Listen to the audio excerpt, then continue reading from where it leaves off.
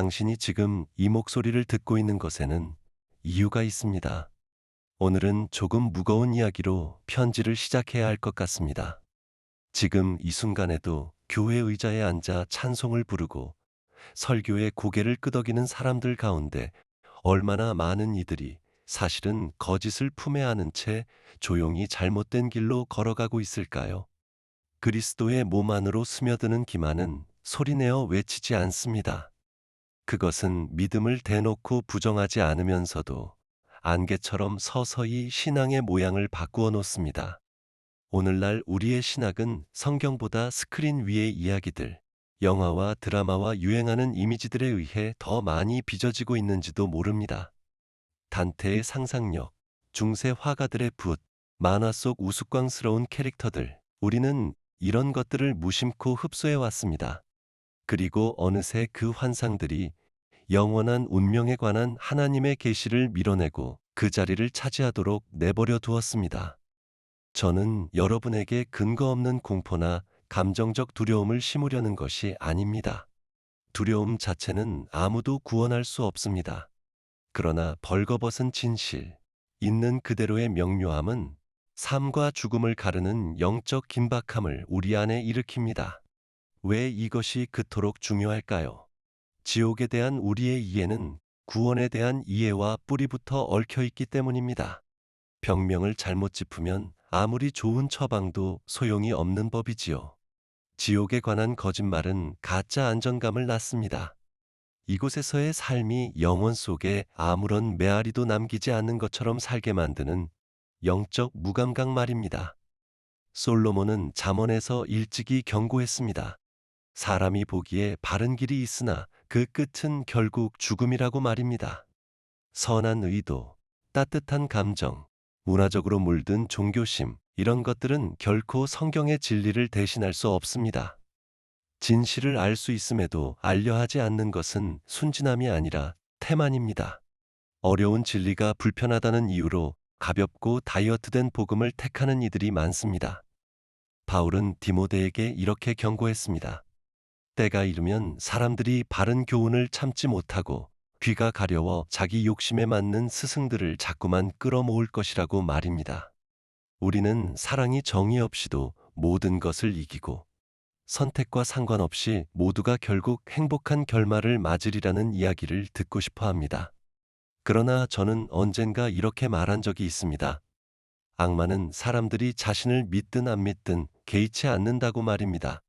그가 원하는 것은 오직 여러분을 속이는 일, 그 하나뿐입니다.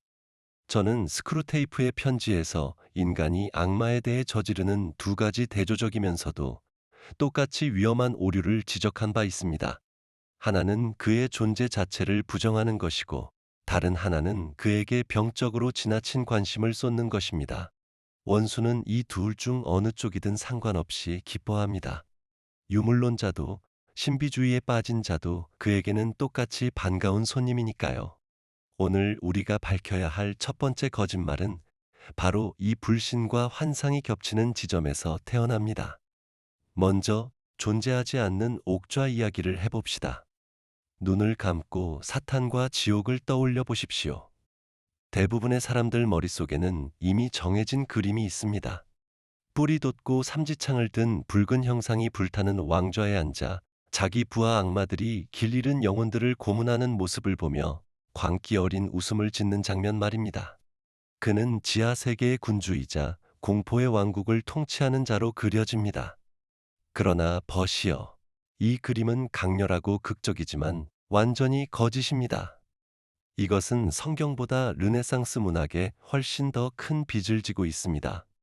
이 거짓말이 위험한 이유는 마치 하늘은 하나님이 다스리고 지옥은 사탄이 다스리는 것처럼 두 개의 대등한 제국이 맞서는 그릇된 우주관을 만들어내기 때문입니다. 그러나 성경이 실제로 말하는 바는 다릅니다. 마태복음 25장 41절에서 예수님은 영원한 불이 마귀와 그 사자들을 위하여 예비되었다고 분명히 말씀하십니다. 여기서 전치사에 주목해 주십시오. 위하여입니다. 그들에 의해 만들어진 것도 그들에 의해 다스려질 것도 아닙니다.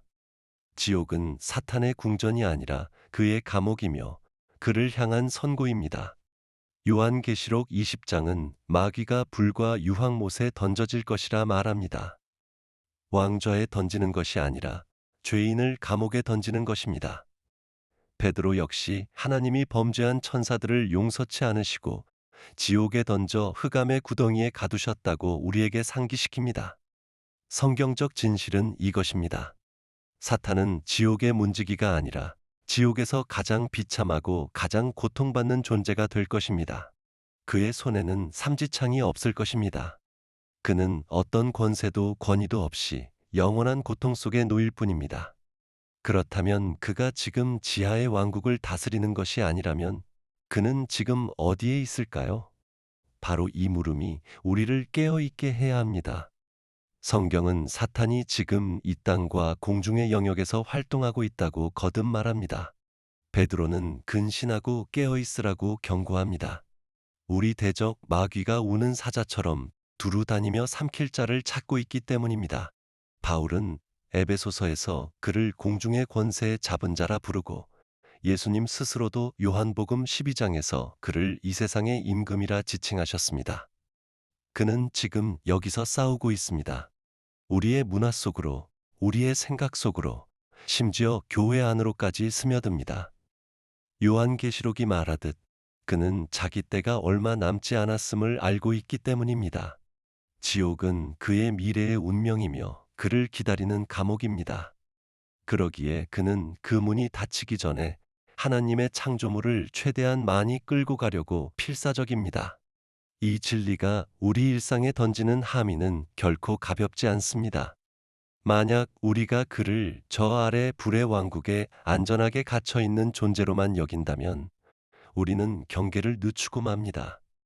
그러나 에베소서 6장이 말하듯 우리의 씨름은 혈과 육을 상대하는 것이 아니라 통치자들과 권세들, 하늘에 있는 악한 영들을 상대하는 것임을 깨달을 때 우리는 우리가 지금 활발한 전쟁터 한복판에 서 있음을 알게 됩니다. 그 전쟁터는 다름 아닌 여러분의 마음이요, 여러분의 가정이며 여러분의 일터입니다. 원수의 현재 활동을 축소해서 보게 만드는 것, 그것이 바로 그가 원하는 일입니다. 지금 우리에게 필요한 것은 깨어있는 경계입니다. 그러나 이 외부의 대적이 아무리 무섭다 해도 그보다 더 교묘한 속임수가 있습니다. 밖에서 오는 것이 아니라 우리 자신의 거짓된 마음 속에서 태어나는 거짓말입니다. 왜 우리는 편한 거짓말을 더 좋아할까요? 진리를 거부하는 우리 안에는 뿌리 깊은 심리가 자리하고 있습니다. 예레미야는 일찍이 마음이 만물보다 거짓되고 심히 부패하다고 말했습니다. 우리에게는 자기 운명을 스스로 통제하고 있다는 느낌, 자기 눈에 의롭게 보이고 싶은 본능적 욕구가 있습니다. 이제 우리가 마주할 두 번째 거짓말은 바로 이 교만이라는 거울 앞에서 나는 좋은 사람이야 라고 말하고 싶은 절박한 필요와 맞닿아 있습니다. 그러나 하늘의 기준은 사람의 기준과는 근본적으로 다릅니다. 우리는 이웃이나 텔레비전 뉴스 속 범죄자와 자신을 나란히 놓고 수평으로 비교하며 나는 저들과는 달라라고 안심합니다. 그러나 하나님은 수직으로 위로부터 재십니다. 이사야는 선언합니다. 우리의 모든 의, 심지어 우리가 가장 자랑스러워하는 행위조차도 하나님의 거룩하심 앞에서는 더러운 누더기와 같다고 말입니다. 저는 순전한 기독교에서 이 문제를 외과 의사의 정밀한 손끝으로 다룬 적이 있습니다. 저는 교만을 가장 큰 죄, 본질적인 악덕, 악의 정점이라 불렀습니다.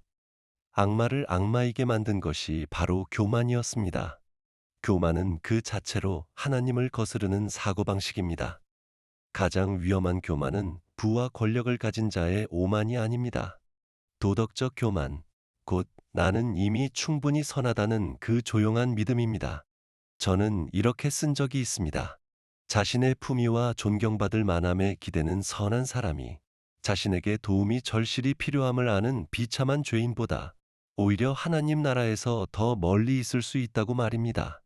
교만은 눈을 가립니다. 그것은 우리로 하여금 아마도 장례식장이나 술자리 대화에서 가장 자주 되풀이되는 그 거짓말을 믿게 만듭니다. 나는 좋은 사람이고 내 선행이 나를 천국에 데려다 줄 거야. 이것은 고장난 저울입니다. 우리는 본성적으로 구원을 공로, 시스템으로 착각합니다. 우주의 저울 한쪽에는 자선, 정직, 무해함 같은 선행들을 올려놓고 그것이 반대편의 사소한 죄들보다 무겁기를 바랍니다. 직관적이고 자아를 위로해주는 관점이지만 이는 성경적이지도 않을 뿐더러 치명적입니다. 에베소서 2장 8절과 9절은 바로 이 저울을 산산조각 냅니다. 너희는 그 은혜에 의하여 믿음으로 말미암아 구원을 받았으니 이것은 너희에게서 난 것이 아니요 하나님의 선물이라. 행위에서 난 것이 아니니 누구든지 자랑하지 못하게 하려 하심이라. 하늘의 기준은 평균보다 나은 정도가 아닙니다. 기준은 완전함입니다. 로마서 3장은 모든 사람이 죄를 범하여 하나님의 영광에 이르지 못한다고 말합니다. 예외는 없습니다. 우리의 타락한 본성이라는 근본 문제를 등급으로 해결할 방법은 없습니다. 우리는 자꾸 수평 비교의 함정에 빠집니다. 나는 마약을 팔지 않아. 나는 가난한 이들을 도와. 그러나 야고보는 그 서신 2장에서 우리를 냉정히 일깨웁니다. 누구든지 온 율법을 지키다가 그 하나를 범하면 모두 범한 자가 된다고 말입니다. 생각해 보십시오. 10개의 고리로 이어진 사슬에 매달려 절벽에 걸려 있다고 합시다. 고리 하나가 끊어지면 나머지 9개가 순금으로 만들어졌다 해도 아무 소용이 없습니다. 당신은 떨어집니다. 단 하나의 죄가 우리를 완전히 거룩하신 하나님으로부터 갈라놓습니다.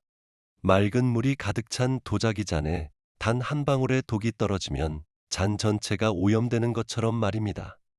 하나님은 죄와 공존하실 수 없습니다. 그리고 우리 모두는 예외 없이 자신의 혈관 속에 이 독 한 방울을 이미 품고 있습니다. 그렇다면 선행은 아무 의미가 없다는 뜻일까요? 여기서 또 하나의 극단을 경계해야 합니다. 중요한 신학적 구분은 이것입니다. 행위는 구원하지 못하지만 진짜 구원은 반드시 행위를 낳습니다. 야고보는 행함이 없는 믿음은 죽은 것이라 가르칩니다. 이것은 선행이 천국 입장료라는 뜻이 아니라 살아있는 믿음의 심장박동이라는 뜻입니다. 에베소서가 말하듯 우리는 그리스도 예수 안에서 선한 일을 위하여 지음받은 자들입니다. 선행은 결과이지 원인이 아닙니다. 열매이지 뿌리가 아닙니다. 자신의 도덕성으로 천국 입장권을 사려는 시도는 그리스도의 희생을 모욕하는 일입니다. 그것은 마치 제가 스스로 좋은 사람이 되어 해결할 수 있었으니 하나님의 아들이 십자가에서 죽으실 필요는 없었습니다 라고 말하는 것과 같습니다. 이 지점이 바로 우리 시대의 문화가 가장 불편해하는 부분입니다. 예수님은 요한복음 14장에서 말씀하셨습니다. 내가 곧 길이요 진리요 생명이니 나로 말미암지 않고는 아버지께로 올 자가 없느니라. 그분은 자신이 여러 길 중 하나라거나 가장 좋은 길이라 말씀하지 않으셨습니다. 유일한 길이라 하셨습니다. 관용을 진리보다 소중히 여기는 다원주의 세상에서 오직 예수만이 구원한다는 말은 오만하고 배타적으로 들릴 것입니다.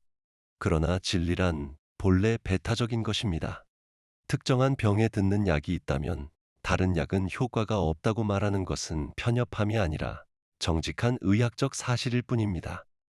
베드로는 사도행전 4장에서 선포했습니다. 다른 이로는 구원을 얻을 수 없다고 말입니다. 모든 종교가 하나님께로 인도하는 것은 아닙니다. 그것들은 인간적인 도덕성으로는 이끌 수 있을지 몰라도 죄와 죽음이라는 근본 문제는 오직 그리스도만이 해결하십니다. 이제 우리는 세 번째 거짓말, 아마도 이 시대 사람들에게 가장 달콤하게 들릴 거짓말과 마주해야 합니다. 바로 소멸이라는 환상입니다. 지옥이라는 끔찍한 생각 앞에서 인간의 상상력은 온갖 신학적 도피구를 만들어냈습니다. 어떤 이는 지옥이 그저 이 땅에서 겪는 고통의 은유일 뿐이라 말하고 어떤 이는 그것이 심리 상태에 불과하다고 말합니다.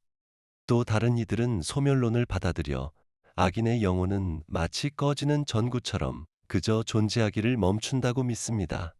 감정에 호소하는 논리는 강력합니다. 사랑의 하나님이 어떻게 영원한 고통을 허락하실 수 있어? 그렇게 우리는 듣고 싶은 말을 해주는 스승들을 모아 하나님의 정의를 우리 입맛에 맞게 다듬으려 합니다. 그러나 여기 불편한 사실이 있습니다.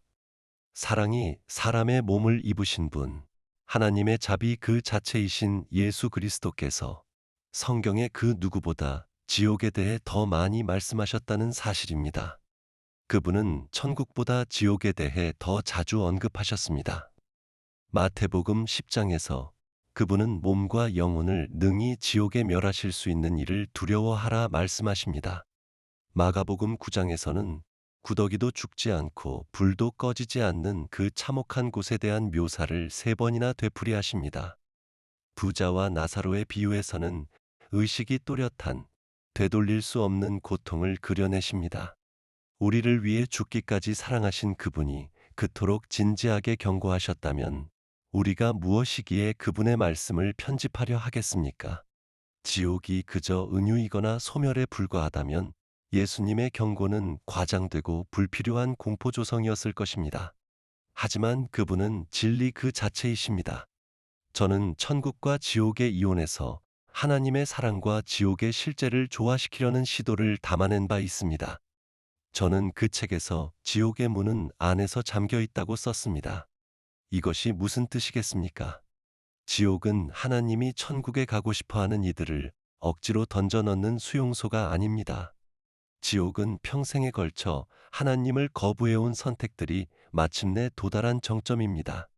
그것은 인간 자유의 최종 목적지입니다.